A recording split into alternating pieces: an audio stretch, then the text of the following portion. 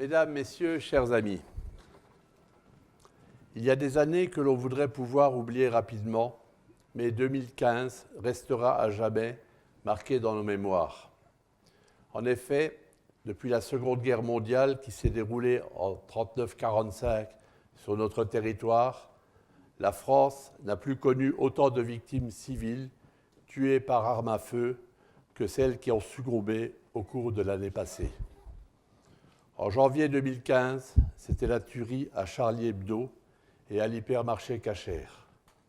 Le 13 septembre dernier, la France a été nouveau profondément meurtrie avec les attentats au Bataclan, aux terrasses du Petit Cambodge, au comptoir du Carillon, aux établissements La Bonne Bière, la pizzeria Casa Nostra et à la Belle Équipe.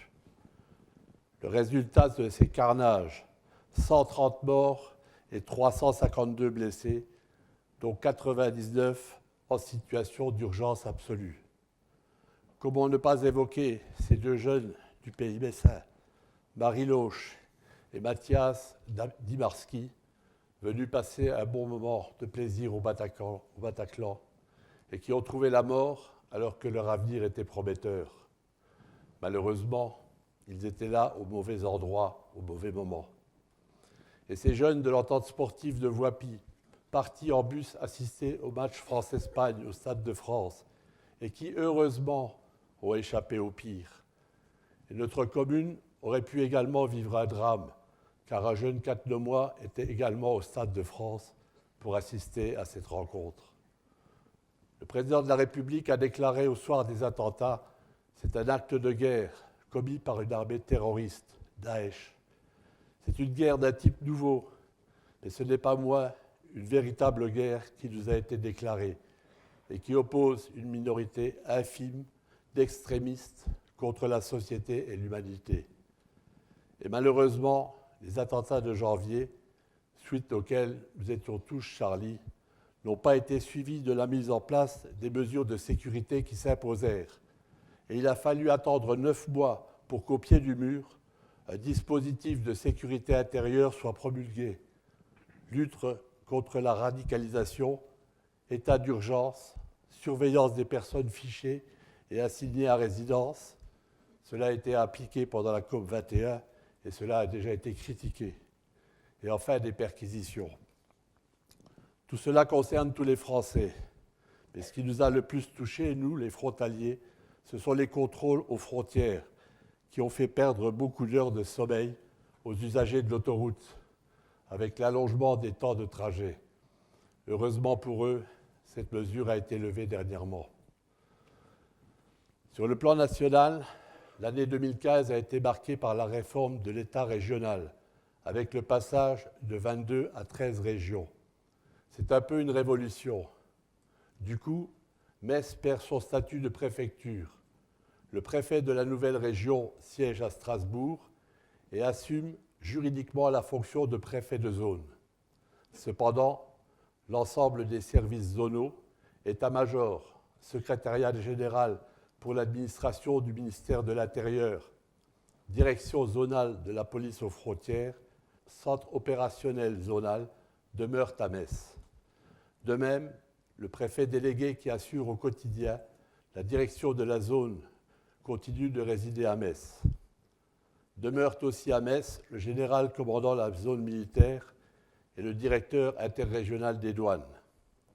Metz est ainsi la seule ville de France à conserver un siège administratif zonal distinct de la préfecture de région, ce qui en fait la capitale régalienne de la zone de défense Est.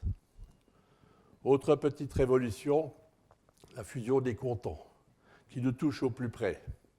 C'est ainsi que Cattenom a perdu son titre de chef-lieu de canton historique, suite à la fusion des cantons de Cattenom et Yutz. Cette dernière commune devenant chef-lieu de canton, avec 2 conseillers départementaux, M. Patrick Weiten, réélu président du conseil départemental et vice-président du nouveau conseil régional, et Mme Rachel Zirovnik, maire de Mondorf.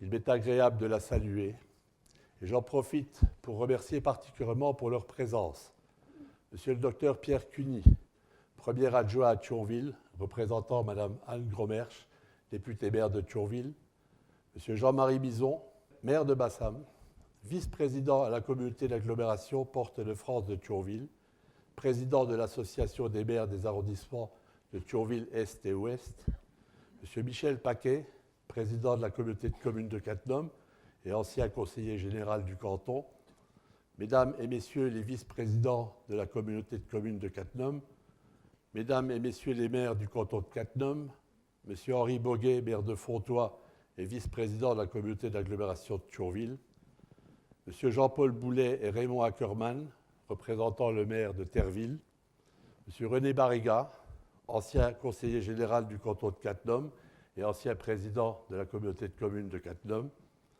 M. Guy Catrix, directeur du CNPE, M. Jean-Pierre Georges, responsable de la politique industrielle au CNPE de Cattenom, M. le capitaine Guillotin, du 40e RT de Thionville, représentant le colonel Christophe Augustin, M. le capitaine Fichant, de la gendarmerie de Thionville, M. l'adjudant Grun-Hébert, de la gendarmerie d'Étanges-Grandes, M. le capitaine Nicolas Stépien, du PSPG de Cattenom, M. le capitaine Jean-Baptiste Fontenil, du PSPG de Cattenom, M. l'abbé Vincent Reiner, curé de la communauté de paroisse Saint-Bezois, les présidents d'associations et les membres du corps enseignant. Je profite de l'occasion de la présence de la gendarmerie et des professionnels de santé pour témoigner ma reconnaissance pour leur courage admirable dans ces circonstances dramatiques de janvier et de novembre. Enfin, dans le cadre des réformes territoriales, la loi NOTRe, nouvelle organisation territoriale de la République, a été à l'origine de regroupements de communautés de communes et de communautés d'agglomération. Cette loi prévoit dès à présent la relance des schémas départementaux de coopération intercommunale et le renforcement des compétences intercommunales à court et moyen terme. Cela a donné lieu à un désir d'une communauté de communes voisine d'être attachée à la communauté de communes de Cattenom, et pour l'unique raison que cette communauté de Cattenom est riche. La proposition du préfet ne prévoyait pas cette fusion, et parallèlement, la communauté de communes de Cattenom n'y était pas favorable. La CDCI, Commission interdépartementale de coopération intercommunale, fera une proposition au préfet qui prendra sa décision le 31 mars, avec mise en place des nouvelles intercommunalités au 31 décembre 2016. Le préfet ne prévoit d'ailleurs aucune fusion de la communauté de communes de Cattenom avec une autre communauté. Oui, la communauté de communes de Cattenom est riche. Oui, Cattenom est riche, mais pas autant que certains voudraient le laisser entendre. En effet, la commune de Cattenom participe à l'effort de solidarité qui ampute ses recettes de 1 460 671 € pour l'année 2015 avec le FNGIR. Il s'agit du Fonds national de garantie individuelle des ressources. Et comme toutes les communes, nous subissons la baisse de la DGF, dotation générale de fonctionnement, moins 100 000 € pour 2015. En 3 ans, les communes auront subi une baisse de 30% des dotations, alors que l'État ne s'impose pas une telle baisse. Par ailleurs, nous avons accepté, dans un but de solidarité avec les communes de la communauté de communes de Cattenom, une baisse de la dotation de solidarité, ce qui porte à 273 000 € en 2015 contre 370 098 € en 2014, d'où 97 000 € en moins. Cela a une conséquence sur notre budget, avec l'obligation de maîtriser nos dépenses de fonctionnement afin d'abonder un montant maximum sur le budget d'investissement. Car grâce aux travaux réalisés à Cattenom, nous permettons à des entreprises de survivre et de conserver de l'emploi. N'aggravons pas encore le nombre abyssal des chômeurs en France. Optimiser le budget de fonctionnement, c'est être très attentif au montant des subventions accordées aux associations. Et ce montant risque d'être optimisé, car il croît ces dernières années de façon exponentielle. En 2015, nous avons accordé au total 718 795 € de subventions. Au niveau du personnel, il a été également décidé pour cette année de ne pas remplacer les agents qui partent en retraite. C'est enfin essayer d'ajuster au mieux les autres différents postes de dépenses de fonctionnement, comme les fêtes, les dépenses de produits énergétiques, l'eau, l'électricité, le fioul, les crédits communaux alloués aux écoles, à revoir cas par cas, et toutes les demandes seront approfondies. Dans le but de réaliser le maximum de travaux en investissement, la Commission des finances a élaboré avec le premier adjoint, M. Bernard Zener, un plan pluriannuel d'investissement, le PPI, sur la durée du mandat, et ce, jusqu'en 2020. Sans compter ce qui reste encore à chiffrer de façon précise, la somme de 10 683 605 € représente la totalité des travaux à réaliser hors chaudière biomasse. À cette somme, il faut déduire le montant des subventions attendues, 1 500 000 € pour la chaufferie bois, et les subventions du département dans le cadre du programme Amiter, jusqu'à 50% du montant de l'investissement, et de la communauté de communes de Cattenom dans le cadre des fonds de concours. Vous savez tous, ou presque tous, ce qui a été réalisé en 2015.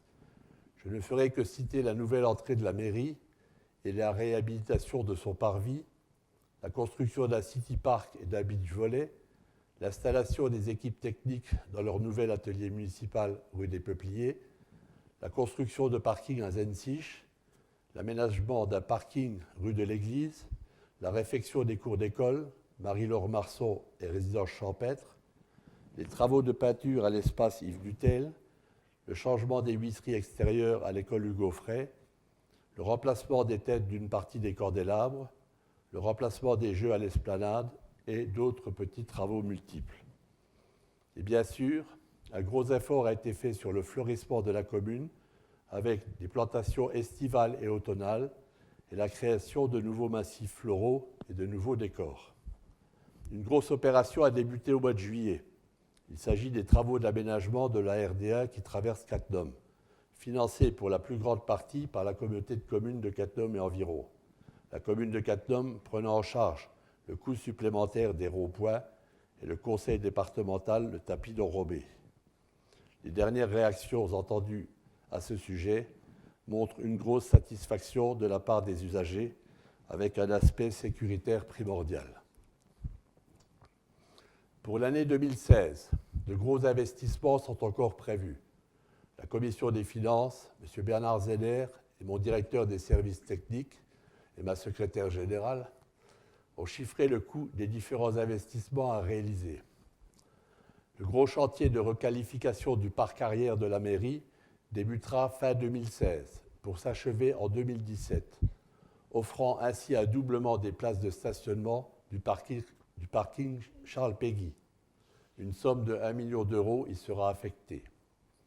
L'aménagement des ronds-points sur le RD1 nécessitera encore un investissement de 661 €. L'aménagement d'un parking rue du Général Leclerc pour un montant de 65 000 €. L'éclairage public fera l'objet de la poursuite du remplacement des têtes de candélabres. 68 000 € y seront consacrés. Les frais d'études de la chaufferie bois représentent une somme de 90 000 €.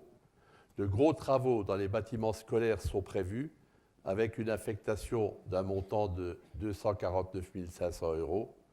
La gendarmerie bénéficiera de gros travaux de réhabilitation pour un montant de 185 000 €. Et nous allons débuter les aménagements pour l'accessibilité aux personnes à mobilité réduite. Et je pense encore citer en vrac des travaux dans les églises, à la médiathèque, au chalet, au presbytère de Cattenom, de Zensich, la création de nouveaux massifs floraux, des travaux au niveau du hangar municipal, rue des Peupliers, au périscolaire, au centre Yves Dutel, au casino, au gymnase, au tennis, des travaux également dans les logements rue Kennedy, aux aires de jeu, dans les cimetières de Cattenom et Zensich. Une étude pour la création d'une salle polyvalente à Zensich est également prévue. Le chiffrage de toutes ces opérations aboutit à un montant de travaux de 3 600 000 €. Il est certain qu'il faudra faire des choix et prioriser les investissements, car une telle somme ne pourra être mobilisée sur notre capacité d'investissement. Mais comme je le disais tout à l'heure, nous ferons la chasse aux subventions. L'an dernier, je vous disais que le PLU, plan local d'urbanisme, en remplacement du POS, plan d'occupation des sols, et le dossier de la ZAC des Alubiens devait être finalisé en 2015. On est en 2016, c'est toujours pas fini. C'était sans compter, sans les avis des personnes publiques associées, dont les exigences se font de plus en plus grandes. Cependant, l'enquête publique va se dérouler du 25 janvier au 23 février 2016 et nous espérons terminer ces gros dossiers pour septembre 2016. Nous aurons besoin, pour finaliser certains dossiers, comme l'unité Alzheimer, de l'aide précieuse du président du conseil départemental et puis bien sûr de la conseillère départementale, merci Rachel, pour arriver à infléchir la position de l'ASN, l'autorité de sûreté nucléaire, un peu psychorigide vis-à-vis de cette réalisation. Je parle de l'unité Alzheimer. Dans le cadre des PLU, le SCOT, pour les 15 prochaines années, fixe un objectif de création de 2880 logements et limite à 131 hectares la consommation d'espaces agricoles et ou naturels pour l'extension de l'urbanisation pour les communes de la CCCE. CatNum a retenu l'hypothèse du maintien des équilibres et du poids des pôles, il s'agit des villes de CatNum, Étanges-Grandes et Volmerange-les-Mines, dans la structuration du territoire. Les logements à construire à l'horizon 2029 s'élèvent à un total de 1210, soit 26 logements par hectare, sur une surface de 42 hectares pour les 3 communes. Un petit mot sur le Conseil local des jeunes, qui a été créé en 2015, avec 4 commissions qui ont travaillé sur des sujets divers. Ces jeunes ont beaucoup d'idées qui doivent être clairement définies pour être proposées au conseil municipal et qui, en fonction de leur intérêt, seront mis en application. Une avant-dernière information à propos de la campagne iode 2016 qui verra en 2016 la distribution de comprimés d'iode à ingérer en cas d'alerte nucléaire. Il y aura des réunions d'information publique du 1er au 28 janvier 2016 et à partir du 29 janvier 2016, l'envoi des courriers d'information avec les bons de retrait des comprimés dans les pharmacies dans un rayon de 10 km. Pour terminer, je souhaite parler d'un sujet qui nous tient à cœur, CatNum Ville numérique. Comme vous le savez, la transition entre l'ancien opérateur et la régie de télédistribution TVNet et services CatNum a été réalisée avec succès fin 2014. CatNum Ville numérique possède son propre réseau câblé en fibre optique. Le conseil municipal a fait le choix de créer la régie TVNet et services CatNum le 25 juillet 2014. Depuis cette date, de nombreuses évolutions ont été réalisées. L'offre TV de base, c'est maintenant 81 chaînes françaises, 15 chaînes allemandes et 16 autres chaînes étrangères. Depuis le 15 avril 2015, un accès à Internet avec un très haut débit jusqu'à 100 mégas a été offert aux abonnés. Jusqu'à un très haut débit de 100 mégas offert aux abonnés. Les CatNumois peuvent ainsi bénéficier des flux nécessaires pour les nouvelles technologies, telles que la future télévision très haute définition 4K et les nombreux objets Internet déjà connectés dans nos foyers. Grâce à cette avancée, les entreprises peuvent également télécharger et transmettre d'importants fichiers plus rapidement. Depuis le 15 septembre 2015, la dernière évolution de la régie a été une offre de 15 bouquets de chaînes thématiques payantes. Ces bouquets thématiques complètent l'offre de manière significative afin que chaque habitant, chaque famille puisse adapter leur programme TV à ses envies. Le conseil municipal et le conseil d'administration de la régie peuvent être fiers d'avoir préparé la ville aux évolutions techniques importantes des 5 prochaines années dans le domaine du numérique. Il est maintenant de notre responsabilité de faire encore progresser le nombre d'abonnés en visant l'objectif de 500 contrats TV ou TV plus Internet ou Internet seul, dans un avenir le plus proche possible. Afin de répondre aux questions de nos administrés, et vous permettre de découvrir cette régie, nous avons mis ce soir à votre disposition un stand qui figure au bout de la salle, qui vous présente l'ensemble des offres de la régie TVNet et services de Catnum. Je vous invite à le visiter et à rencontrer nos conseillers. Maintenant, voilà le grand moment. Pour conclure, je veux aujourd'hui vous faire partager mon optimisme, ma confiance, qui repose sur nos atouts objectifs, car notre commune dispose déjà d'un patrimoine exceptionnel dans un environnement superbe et préservé.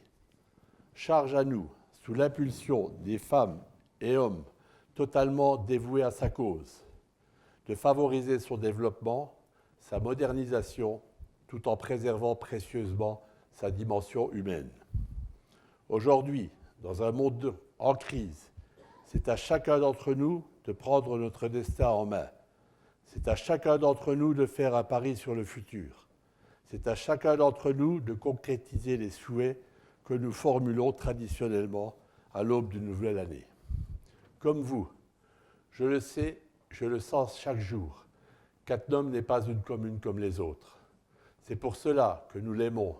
C'est pour cela que malgré les difficultés, nous y passerons ensemble une bonne année 2016. C'est donc avec un immense plaisir que je vous présente, en mon nom propre et au nom de l'ensemble des membres du conseil municipal, mes vœux les plus chers, que 2016 vous apporte à toutes et à tous, ainsi qu'aux êtres qui vous sont chers, beaucoup de bonheur et de sérénité. Je vous remercie de m'avoir patiemment écouté.